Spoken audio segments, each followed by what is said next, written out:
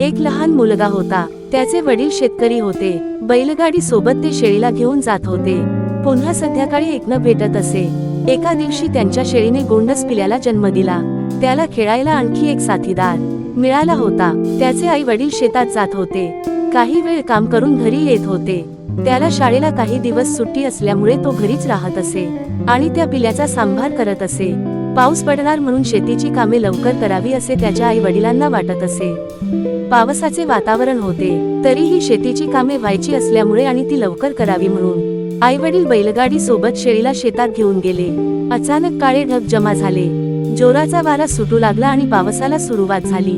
त्याचे आई वडील शेतात काम करीत होते. बैलगाडी बाजूला ठेवून एका झाडाखाली त्यांनी त्या शेळीला बांधले होते. अचानक विजांचा कडकडाट आणि ढग गरजू लागले. त्याच्या आईवडिलांना त्या लहान मुलाची काळजी वाटू लागली. ते घरी निघायच्या तयारीत होते. तो पाऊस आणि जोराचा वारा सुरूच होता. अचानक विजांचा मोठा आवाज कानी आला. त्यांच्या शेळीवर वीज कोसळली होती. त्यांना काही कळत नव्हते. ही बातमी त्या लहान मुलाला कशी सांगावी त्यांना कळत नव्हते. त्याला खूप दुःख होईल असे त्यांना वाटत होते. शेळीचे पिलू लहान होते.